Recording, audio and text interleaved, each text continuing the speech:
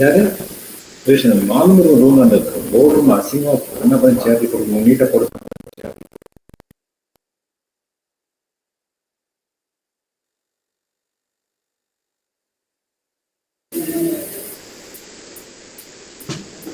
Good afternoon, sir.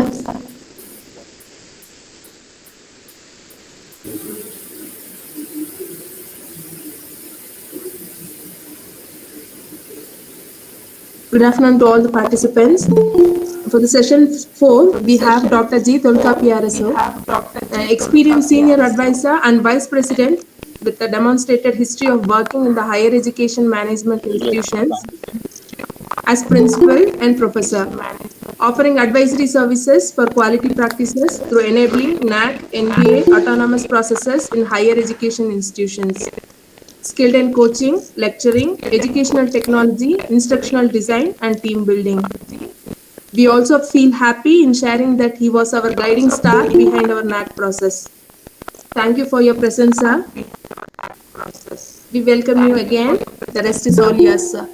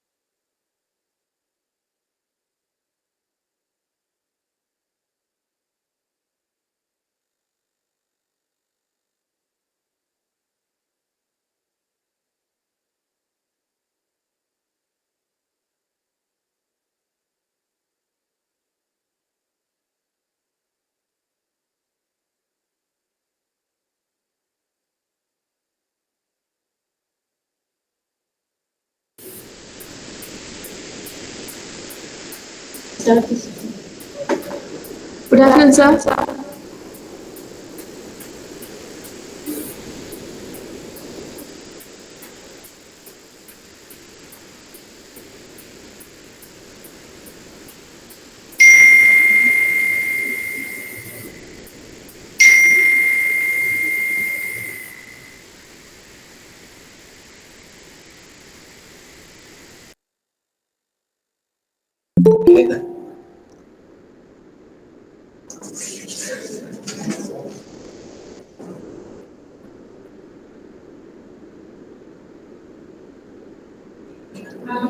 Sir, can you hear us, sir?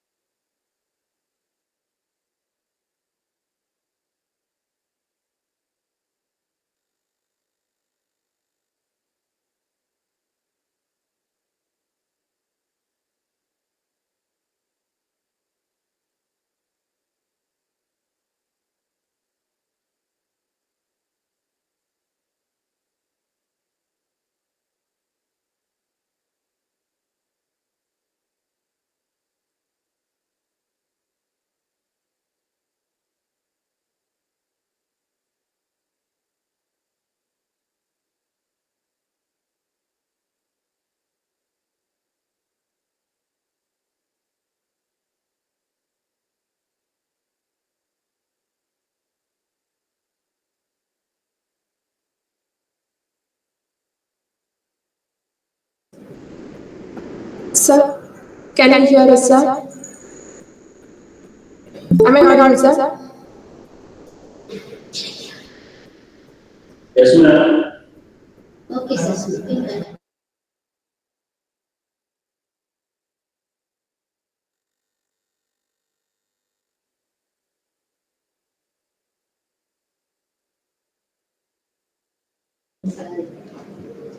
RS, sir? Am I audible, sir?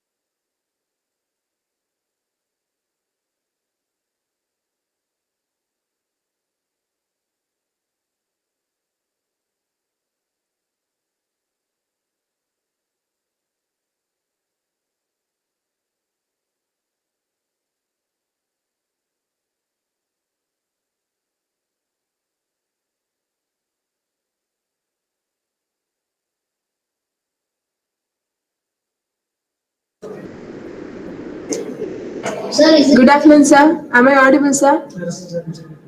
RS, sir?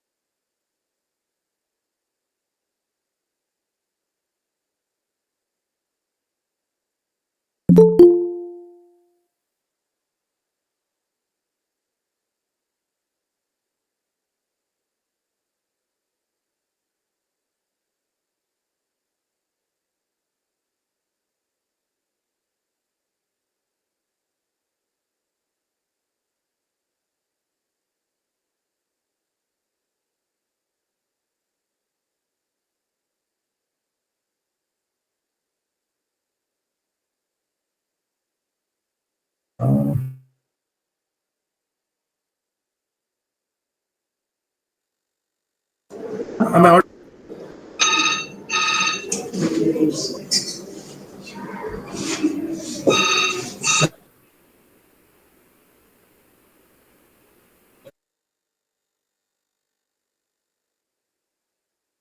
Am I au-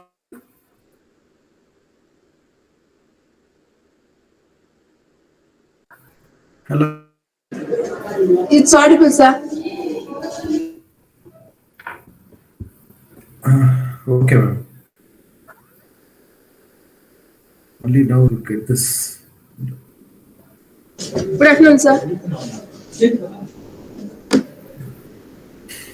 Good afternoon, ma'am. Just a second now.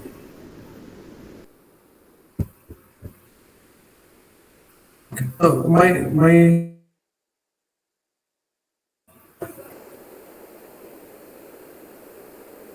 So maybe your network is poor, sir.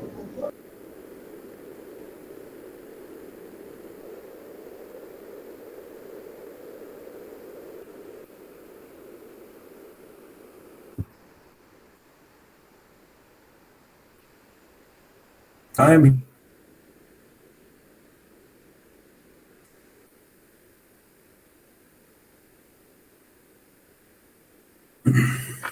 just look at my video.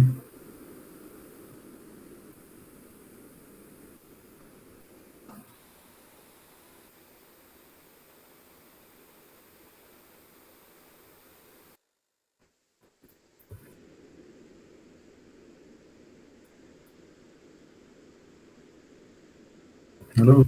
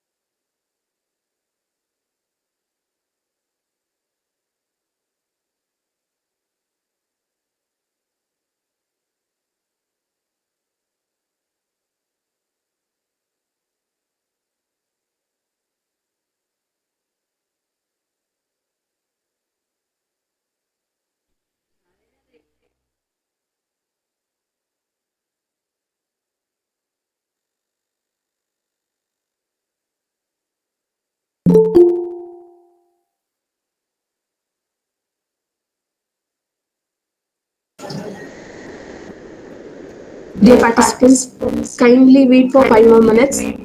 Let's see if the speaker is able to connect. In case if he is not able to connect, we'll let you know.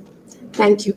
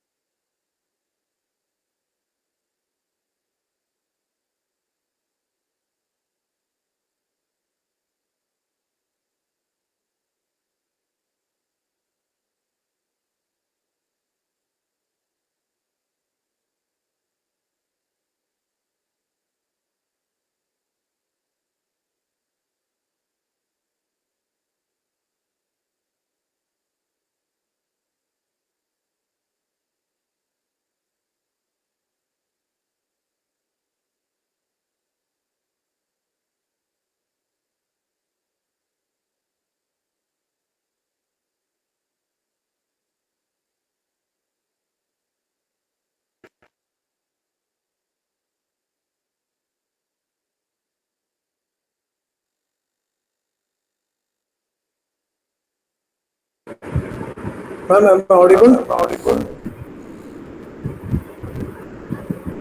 Yes, sir. Yes, sir. Clean and clear. Yes, thank you. Got it done. Okay, thank you. Extremely sorry. This.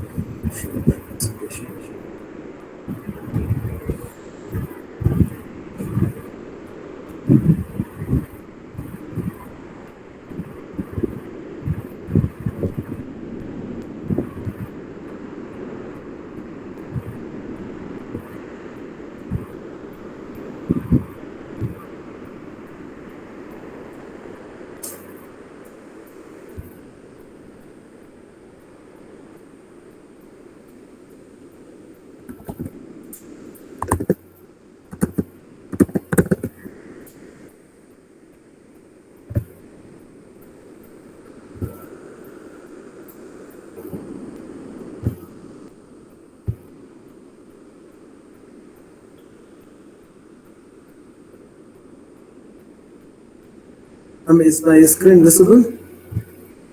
Yes, sir. Yes, sir. Okay. It's visible. Yeah. Thank you very much. My sincere apologies for all this technical issue. I'm extremely sorry. I'll make it very short like to cover the entire thing. So let me thank the NAC official and my special thanks to the chairman and principal and the accuracy coordinator of Sri Ranganathar Engineering College for having given this wonderful opportunity to share the few things about new revised framework. So, friends, you must be knowing the new framework has come into effect from June 6, 2022. And this grading and all, you must be knowing we need to have 3.01 and above for getting A, and 3.26 and above for getting A plus, and 3.51 above for getting A double plus. This is a simple statistics, and these are all the benefits. The important benefit as of now is if you want to become an autonomous institution, NAC A and above grades are very important. So if you get A grade, you can go for applying autonomous status. And A plus, A double plus will have a different kind of benefits in the next few cycles. The first thing is you must be having some kind of thoughts whether these systems will change or not. If at all it gets changed also, the mark system or the point system will be there. Somewhere you will have some kind of a kind of a break for benefits. So in that way, I request all my friends to focus on quality, implement the quality practices, and enable our institution for A plus or A double plus. That's a great prestige for all of us. So as I was talking about quality, it's not an accident. It's a continuous process. NAC has come out with a wonderful framework. It's a world-class framework. We need to focus on each and every metric. Each and every metric level we need to focus. Ensure that it's being practiced. That is very, very important. To enjoy the benefits of NAC, grade, or whatever it is, you need to practice each and every metric. If you practice, I'm sure you'll be getting the benefits of. There are a great number of benefits. So you must be knowing this workshop aimed at, and the management and the principal and IQC coordinator has put a lot of efforts in getting this workshop done. And let me once again congratulate all the members of family of SRIET for taking good initiative in spreading this wonderful knowledge to people in various parts of this country.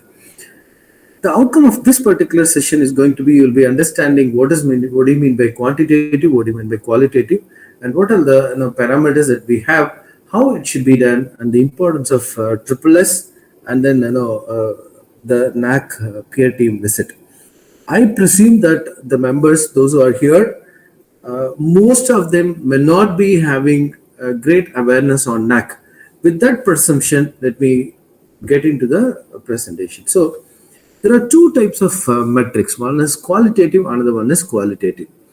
For the qualitative metrics, there are three very important things required. One is wherever you see this QLM or qualitative metrics. So for this, you need 500 words write-up, 25 to 30 pages of supporting document, and a very good web page in our website describing about the practice of qualitative metric. So let me repeat. For qualitative metrics, 500 words write-up, and then 25 to 30 pages of supporting document, all only you need sample documents, and there should be a very good web page describing about the process of that particular qualitative metric. These are very important things. All these qualitative metrics will be assessed by the peer team members.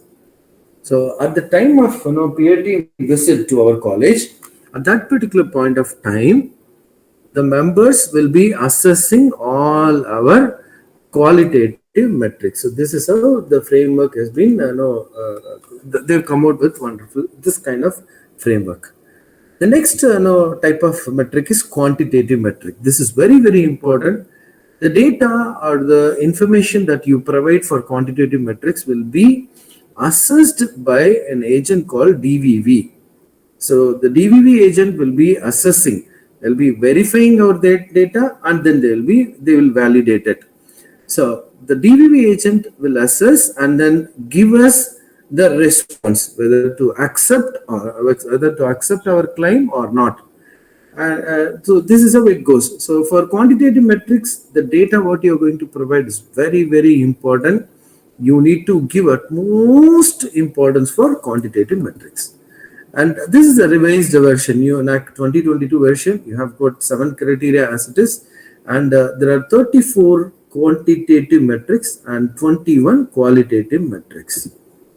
And here you can see this is a weightage that we have it, and here you can see that 34 metrics for each criterion, how many quantitative and how many qualitative. So you have got 34 quantitative metrics and 21 qualitative metrics, in which this is very important. Here the last column is current year. That means if you are going for NAC at this particular point of time, for example, before end of December you are going for IAQA, that means your current year will be 21-22. So our assessment period will be from 2017. So 2017-18, 18-19, 19-20, 20-21, 21-22. So 21-22 will be your current year. Now you need to see this. There are 12 matrices which require only current year data. So let me repeat. Out of this 34 quantitative metrics, 12 metrics require only current year data. 21-22 data. Okay. And for all other metrics, you need to provide information for the 5 years, that means our assessment period. So there is no opt-out metrics. Earlier there were no opt-out metrics, but right now in the 2022 version, there is no opt-out metrics. So you need to respond to all 34 and 21 matrices. And this is a process. You need to first collect the data for all these 22 metrics 5 years and 12 metrics current academic year, and the qualitative metrics you need to come out with a write-up. For qualitative metrics, it is not 5 years, in general, like what you are doing it. Okay, those kind of write-up you need to come out, and as I told you, like sample documents and a good web page. Once you are comfortable, yes, we have done it, we have got good amount of data, then you can go for IAQA. Right, once this IAQA gets approved, you will get 45 days for uploading all our documents. So in 45 days of time, you need to upload all the documents. Once you submit, the DVV agent will go through all our quantitative metrics data. He will raise some kind of clarifications. He may be in need of some clarifications. So there you need to reduce the number of clarifications or the toughness of the clarification, for which we need to give utmost or you need to focus much on this quantitative metrics at the time of preparing the supporting document. And again, I'm telling you, don't come out with the data for the activities which you have not done it. So we would have done it in the last 5 years, would have done all the activities. Kindly recollect all the activities. And you may not be having some kind of document for it, or you may be having minimum amount of document for that. What you need to do is like you need to collect all those documents, and we need to keep it ready. That's how I mean to say that collection of data.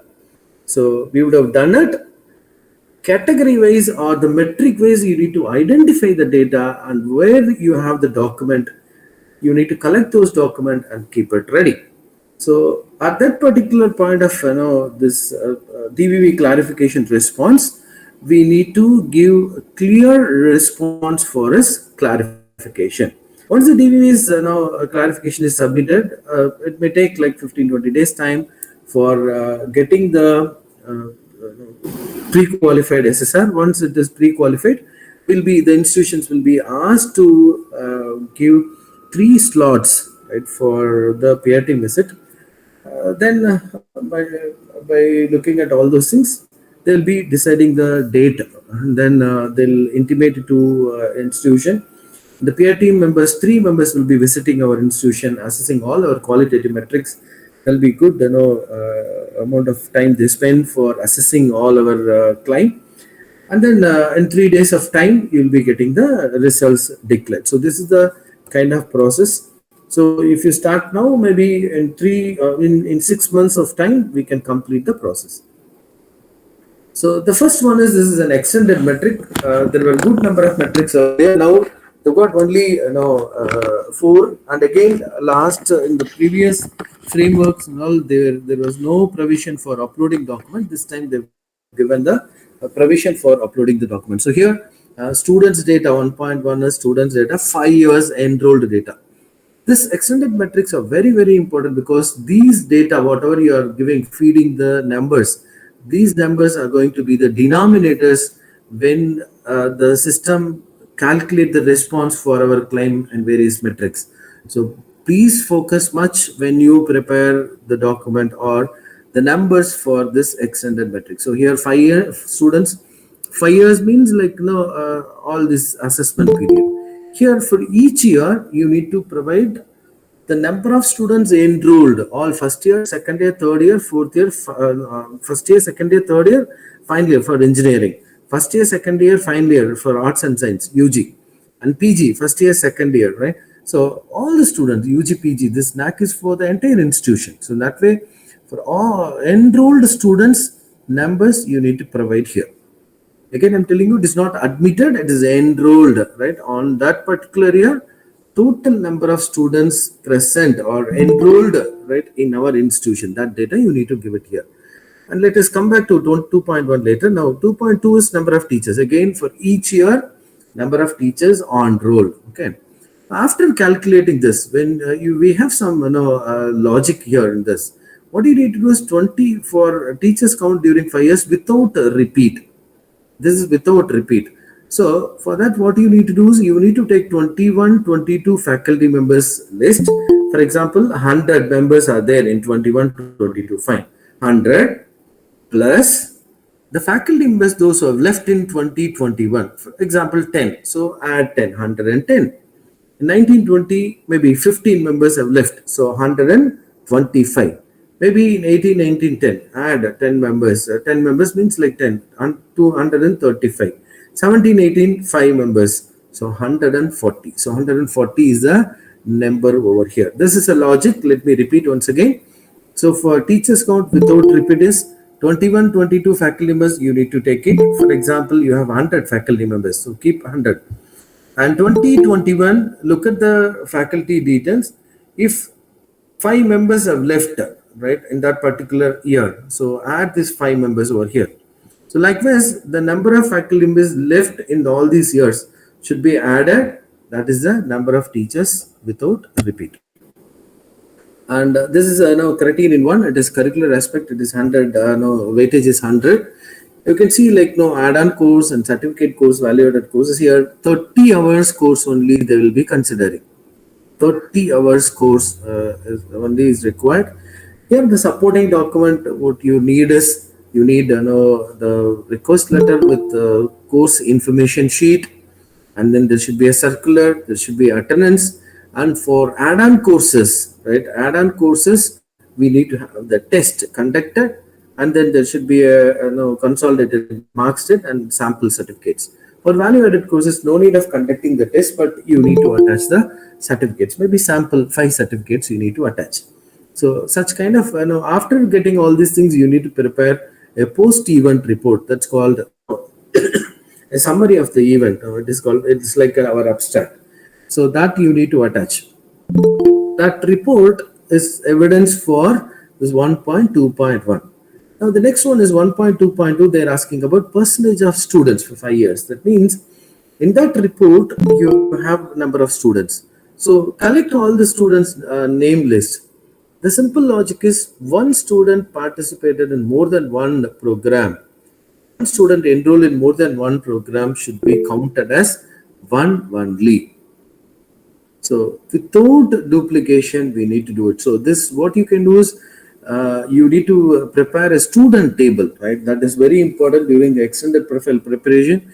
You can prepare a student table that the contents of it is like serial number, register number, name, and then class. So with this student table, you can prepare that. You can circulate it for other criterion also. Add one more column, number of add-on or value-added courses enrolled. So you can enter that value. If one student has enrolled for only one course, you can make it as 1. If he has done 3 courses, you can make it 3. So like that, enter all the numbers and remove the students, those who have not enrolled, and make the serial number in order. The last serial number is the number of students participated in that particular academic year. So similarly, you need to prepare this for 5 years. Attach the report of 1.2.1 also along with this consolidated students list. That's an evidence you require for it. Here it is 1.3.2. It is only for the last academic year. That means 21-22. So here you need to collect the certificate from the students, internship certificates, field work reports, and project work, maybe the bona fide certificate. So you can collect all these things, attach those as a evidence. Again, here the simple logic is one student participated in more than one activity should be counted as one only. So again, this is for the current academic year for only 21-22. This also again you need to prepare the student table, add 3 columns, and make tick mark wherever the student has participated. Remove the students those who have not participated. Make the serial number in order. You get the number of students. So that is the number here. Percentage will be automatically calculated by dividing them by the total number of students. That's from the extended profile. The system will take it and calculate the percentage. And feedback is very important. Earlier it was on feedback. It is 1.4.1. It was feedback only on curriculum. Now they're asking about feedback on academic and ambience also. So with the stakeholders, you need to collect it. Not only collecting, we should have the action taken report, department-wise action taken report, and all these things should be available in the website. So for collection, you should have the link in the website. After collecting the feedback, there should be an analysis. So analysis also should be there in the website. And with the analysis, department-based action taken report is expected, and that should be available in the website. So these are all quantitative metrics in criteria 1. Quantitative metrics, you can see QLM. QLM is 1.1. QLM is, it is about our curriculum delivery in compliance with the academic calendar. So we should have an academic calendar in which we should specify our internal exams also. That is one part. And academic delivery through good documentation. For example, if you have your logbook, in the logbook we should have course delivery plan in which we should specify date of planned date and then delivered date. So that should be there. What is the methodology you are adopting and what is the tool that you are using? So that plan should be there. Academic delivery plan. You can attach that as a sample. So all these things should be practiced. Again, I'm telling you, quantitative also should be practiced. Qualitative, you should give utmost importance for practicing each and everything. And 1.3.1 is about integrating cross-cutting issues. So identify the courses, right, where you have such kind of titles: professional ethics, gender sensitization, human values, so, and environment sustainability. All these keywords you need to search in our curriculum. Find out the list, find out the courses, list the courses, and then you need to give some kind of write up for it. And for all these courses, you need to organize some kind of events, because these cross-cutting issues, it cannot be just like that. You cannot teach. We need to have some kind of activities inside the classroom, outside the classroom also. So about that, you need to give a write up, 25 pages of supporting document, and there should be one web page describing about integration of cross-cutting issues. So this is what all about criterion 1. Next one is now case study. Next one is criterion 2. This is now it has got 1/3 weightage, 350. Let me go a little fast. This has got 350 weightage. So here it is about 2.1.1 is about student admission, the student enrollment. So this you need to get the approval list from the university, 5 years approved list. Based on that, you need to provide the number. So this percentage will be calculated based on the number of seats sanctioned. So enrollment, we submit the students approval list from the university or from Directorate of Technical Education. It differs, like for each and every state has got different kind of practice. But in general, like universities gives the approved list of students admitted back to the institution, so that we need to attach as evidence. And this students enrollment percentage will be calculated against sanctioned strength. So for sanctioned strength, we need to attach EOA, AICT EOA, and university affiliation order, so that you get the sanctioned seats over there. And here, like 2.1.2, again it is against category. So each and every state has got reservation policy. Based upon the reservation policy, the percentage of reserved category, how many students got admitted. So again, this for this you need the government order, GO you require for this percentage of reservation. Second thing is like number of students admitted in the reserved community category is from the university approved list. You need to take it, because the university approved list comes along with the category. So that is an evidence that you need to show. So you need to calculate, and then you need to enter it for 5 years. The student full-time teacher ratio, it is for 1 year only, not for 5 years. It's wrong, sorry. The student full-time teacher is for 1 year. This will be automatically calculated. So for this 2.2.2, you need not attach any document. There is no provision also. So how it calculates, how the system calculates it? It is based on the data entered in the extended profile. So let me go back to this screen of extended profile, show you. So here number of students, right now 21, 22, you enter the number of students over here. A number of teachers for 21, 22, you enter. So based on this two numbers, automatically the system will calculate the number of the student staff ratio. So your response will be done over here. For this, you need not attach any document. Now, so you can see the weightage also 40. So less than 1:20 is expected for technical education, and less than 1:25 for arts and science stream. A full-time was sanctioned. This is very little. What you need to do is, like, it's a little challenging task. What you need to do is, first you need to calculate the number of faculty members required as per norms, and then you should see how many faculty members are on roll. So that on roll is the sanctioned strength. Sanctioned number of posts is the management or government sanctions so many number of posts, and the on roll number should not be less than requirement as per norms. If it is less than the requirement, then we will be losing the score over here. So we should always, first we should calculate as per norms how many faculty members we require. So don't here, there is no cadre ratio and all, right? It is only about a number of teachers. So calculate as per norms what are the number of faculty members that we require, and then how many faculty members that we have. So the faculty members on roll should be more than required or more than or equal to required. Once you come out with that number, then for that you should take a letter from the management, maybe from the secretary or the chairman. You need to get the sanctioned letter. For all these faculty members last 5 years, you need to attach their appointment order and a joining letter. The faculty members, those who are in service, for example, here it is 21-22 faculty members, those who are in 21-22, for them you need to attach appointment order, joining letter. And the faculty members, those who have left, for them you need to attach some appointment order, joining letter and a relieving order. So 2.4.2, just attach the certificate. Identify the faculty members with NET, SET, SLET, PhD qualification. Collect their certificate and you need to attach. This is for last 5 years. And average percentages, again, it is final year degree completion. How many students cleared their cleared in the stipulated period?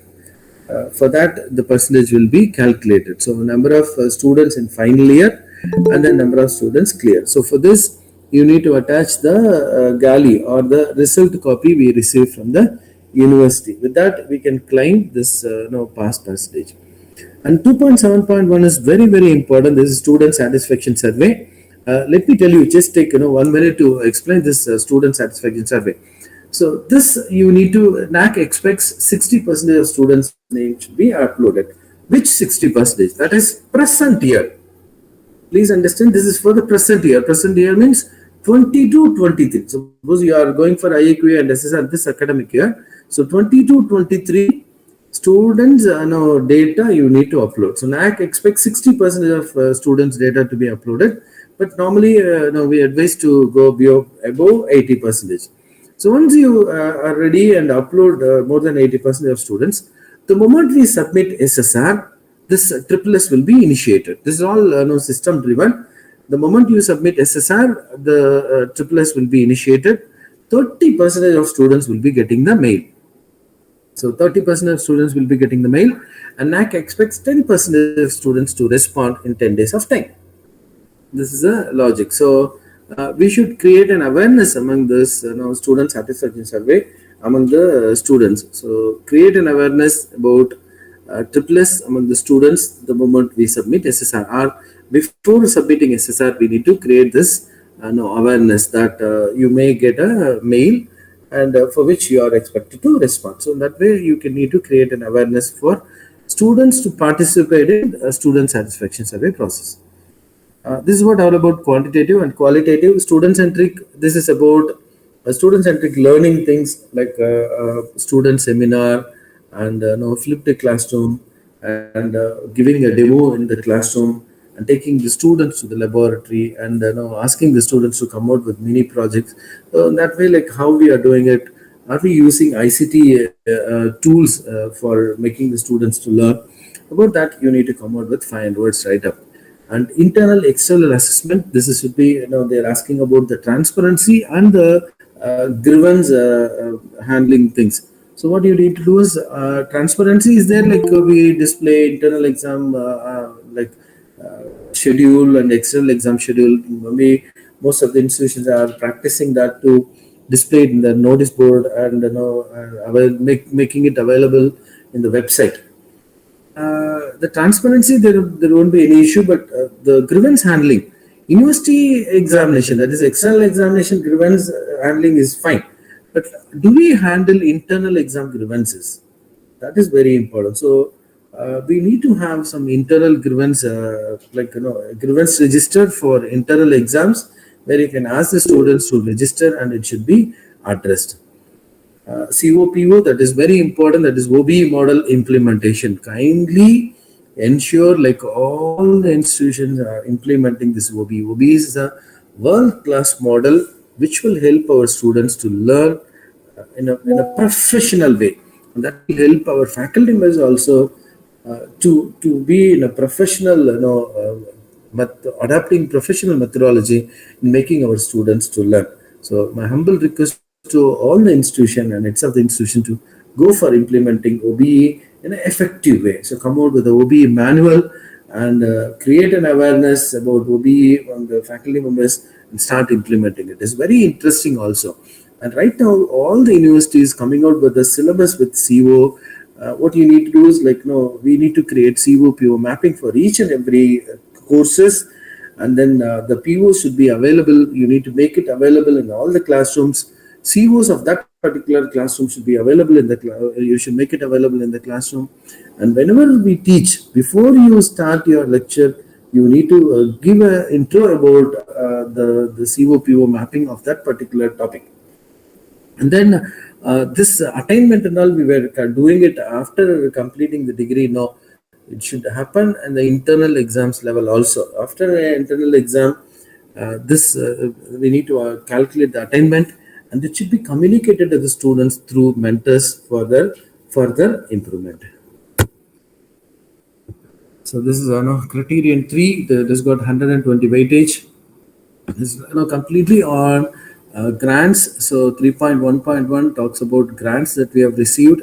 We require only the grant letter. And 3.2.2 is about the workshop conducted on research methodology and entrepreneurship and IPR. That again, it is not like day wise also. Maybe if you have done it for 2 hours, 3 hours also, you can include it. But the workshop should be on research methodology or IPR and entrepreneurship. This is for the students. Research publications. So this you need to collect the reprint of the publication and ensure that's all there in UGC CARE list. And all the papers should have link on the website, and then it should have ISSN also for the journal. And 3.2 it is about participation in various conferences and publishing books. So whatever you climb over here, it should be it should have ISBN. That is very important, and the links for those papers and books also should be available. And 3.4.3 about conduct activities for extension activities or outreach programs. So these all these programs should be like whatever you list out here in 3.4.3. With this program, the public should have got benefit. So the public should have got benefit out of our programs. Only those programs will be considered here in 3.4.3. So for all these programs, our task is to prepare the report and upload it. Here again, MOUs, like 3.5.1 is about MOUs, collaboration, and other activities with the organization. So MOUs, again, NAC doesn't insist on that MOU should be on the stamp paper, right? It should be on the letterhead of the other party, or it can be on the letterhead of our institution also. So it is not just signing MOU. We need to have at least 1 or 2 activities in a year with that particular MOU signed organization. So this is a criterion 3 is simple. You require only those documents. Sorry.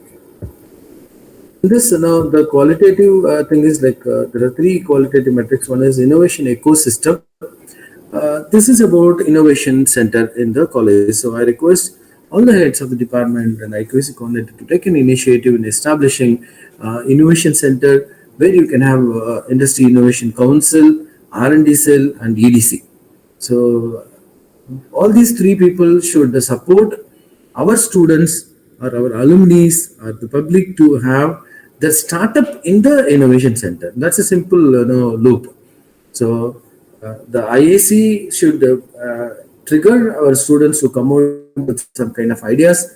R&D should give a shape for it, and the EDC should identify the viability for converting projects into products, and then EDC should help the students to get them registered in MSME and support them in getting the financial support from various financial organizations.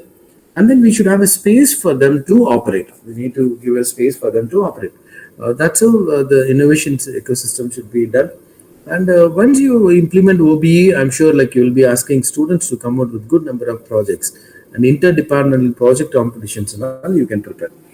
And 3.41 is about the activities that been organized. So if you are very familiar with 3.4.3, once these reports are prepared for 3.4.3, what are the activities that we have done?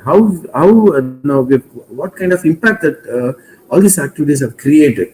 So those things, you need to come out with 500 words write-up. And then for those things, what are the awards and recognition that we have received? That should come in 3.4.2. Here, awards recognitions are very important. As I always insist that most of the time you need to be selfish. When you do some kind of program, ensure that you get some kind of recognition. It is not for the individual, it is for the institution or for the unit which organizes all such kind of activities. This is very important. These are all qualitative metrics, all these three. Material 4 is about infrastructure and learning resources. There are two components, quantitative components. One is expenditure for infrastructure augmentation. Another one is percentage for maintenance expenses. So infrastructure augmentation expenses will be, so what you need to do is, you need to ask the account department to submit 5 years of audited statement. That is very important. So in that 5 years of audited statement, in the fixed asset table, there will be a fixed asset table. In the fixed asset table, for that particular year, you must be having the addition. So that total addition expenditure should be taken for this expenditure for infrastructure augmentation. So that value you need to keep it over here. So this value will be used for calculating the percentage.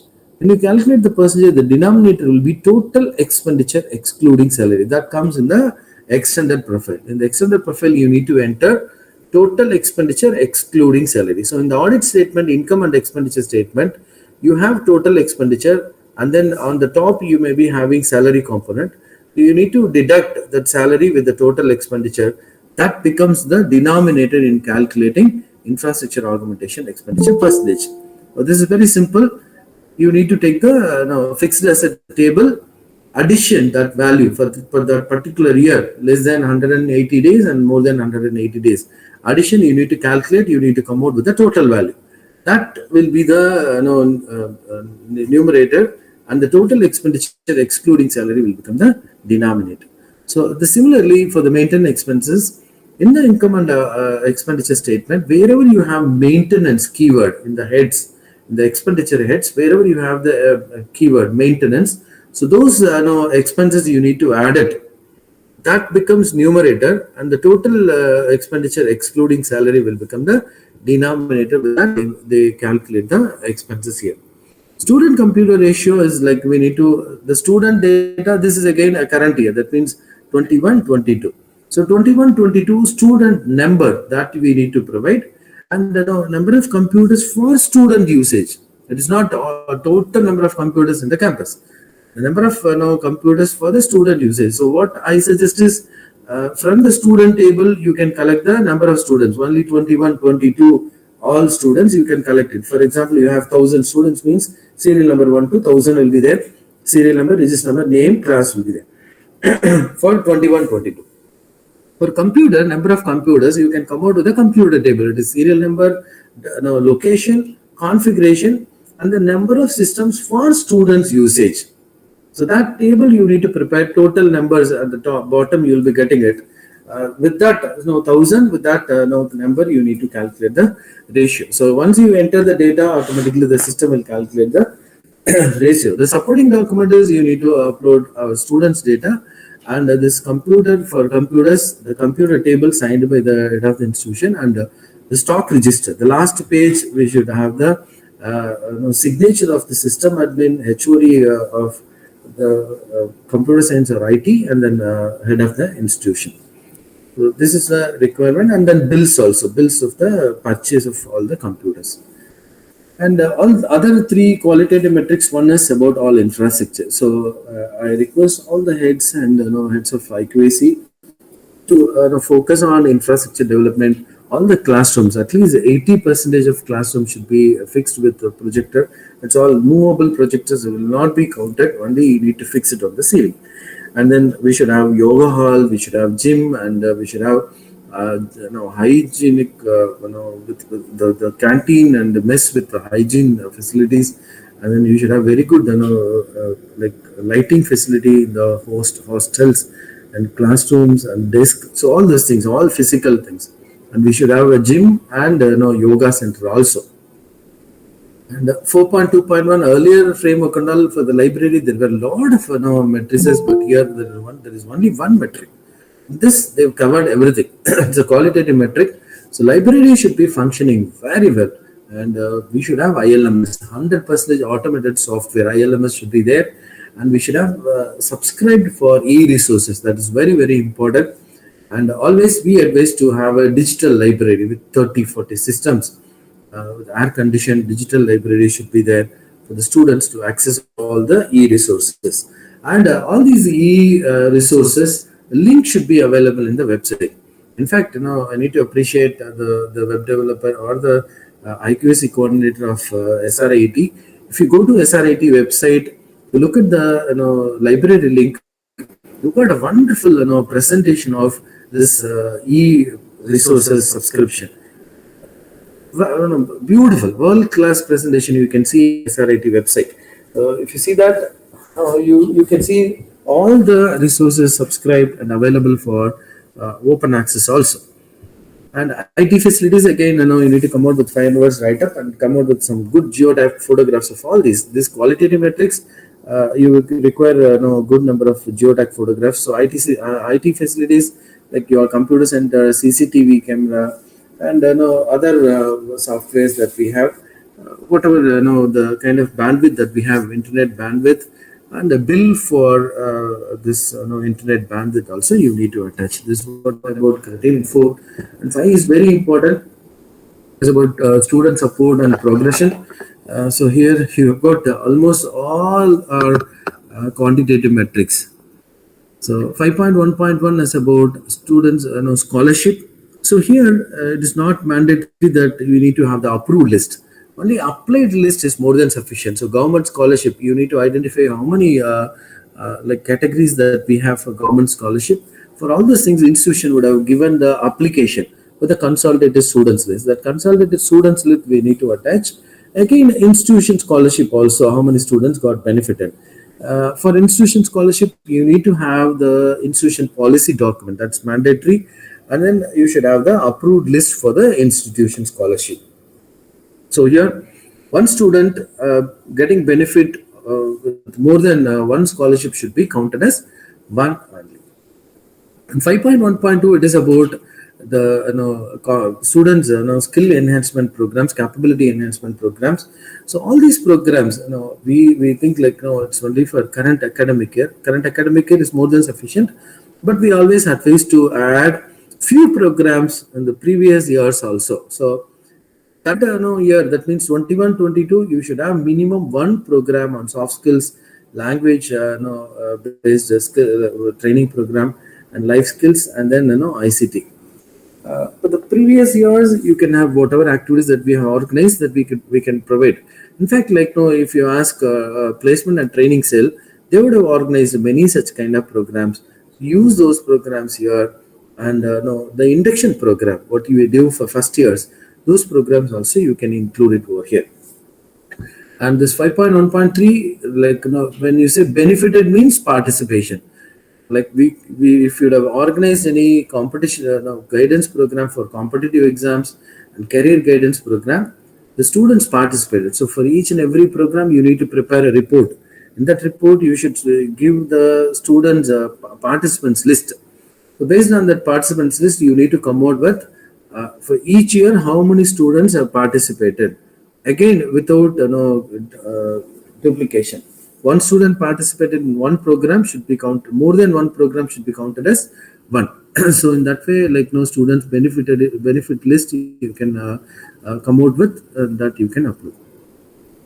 This 5.4 1.4 is very important. Institution should have 3 important committees. One is anti-ragging committee, another one is internal complaints committee, and third one is grievance redressal committee. All these 3 committees are very, very important. It should be highly functional. Anti-ragging and all, you will not have any issue. You may having all the things. Grievance redressal is also fine. But for grievance redressal, like you should have one online page also in the website, so that student can submit any type of grievances that he or she faces.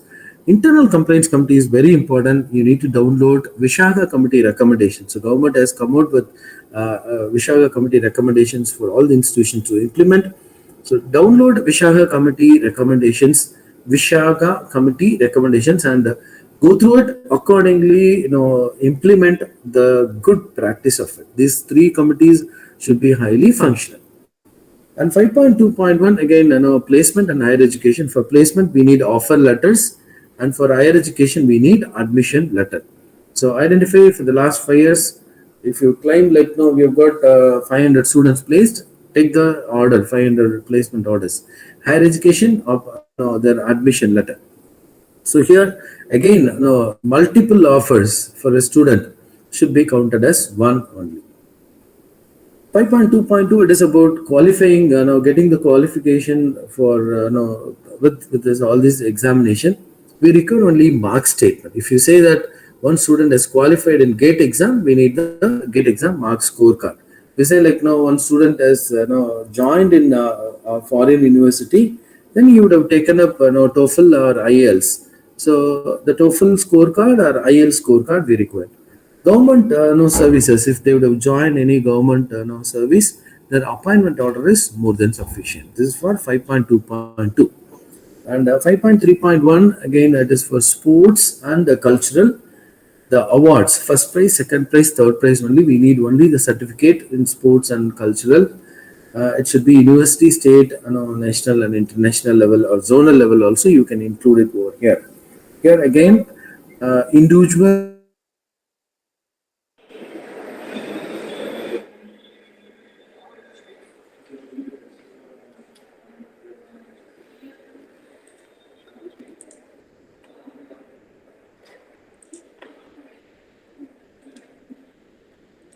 தம்பி போலாம் என்னாச்சு? ஓவியம் ஓரலே இருக்குண்ணே. ம், ஆமா நாளைக்கு தான் ஓரலே இருக்குதானே.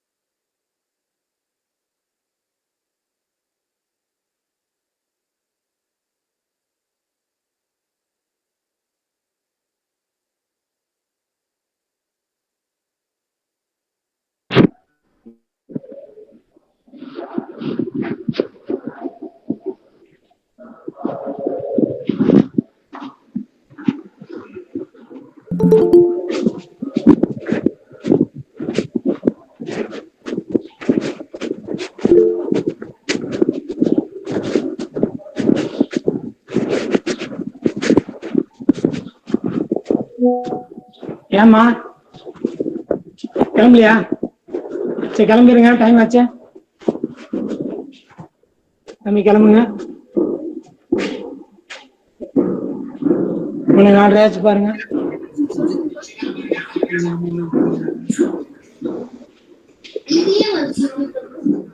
கிளம்பலாமா என்ன சொல்லுங்க?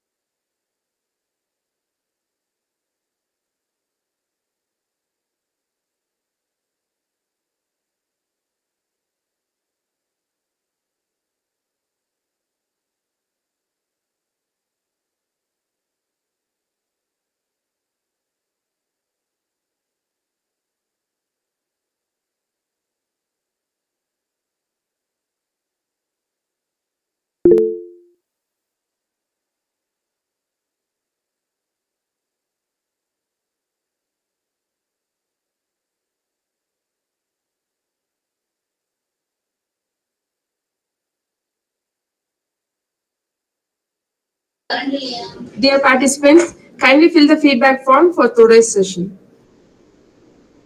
After that, you can leave the meeting. Thank you.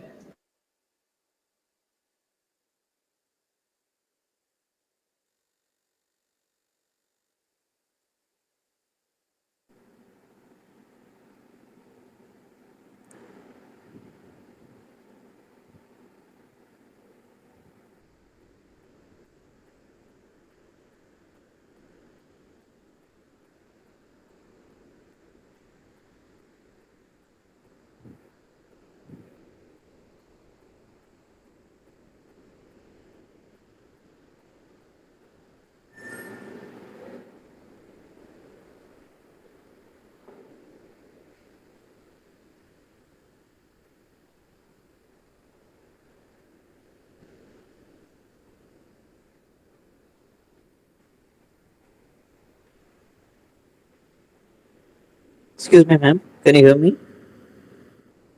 Yes, sir. Ma'am, feedback you have given. I think I was speaking to you earlier.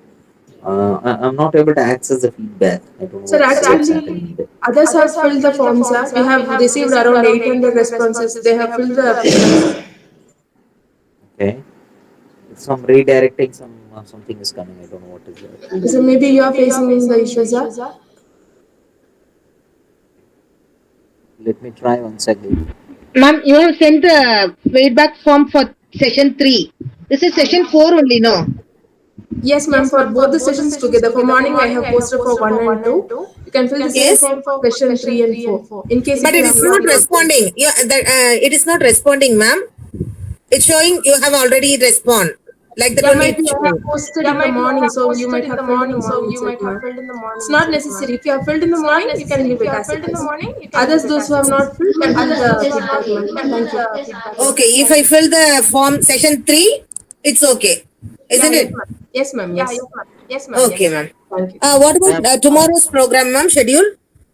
It is scheduled for 11 o'clock in the morning, ma'am, the first session. Okay, 11 to? Request case. 12:30, ma'am.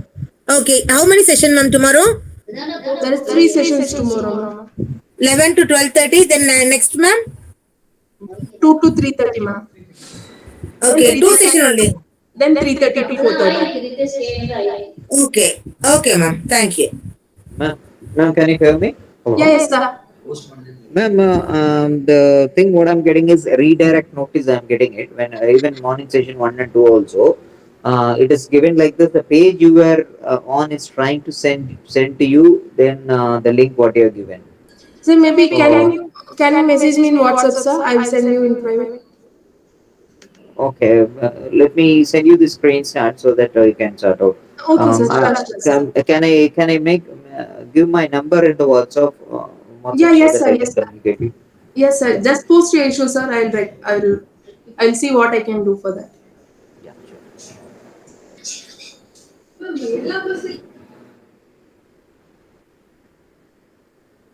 Others, those who have filled, can leave the session. Thank you.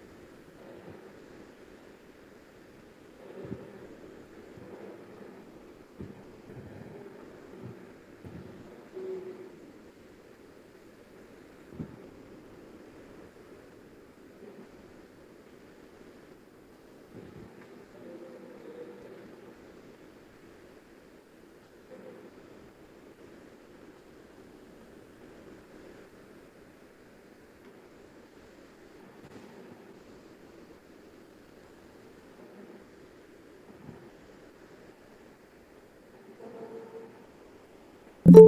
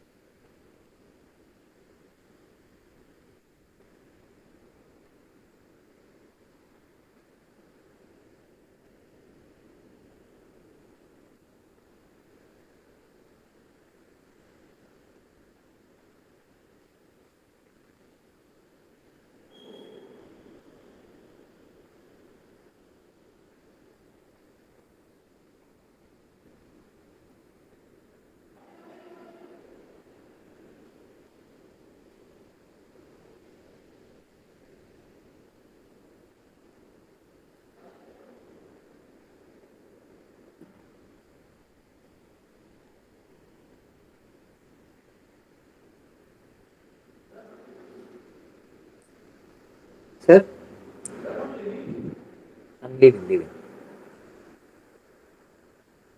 I was on some work.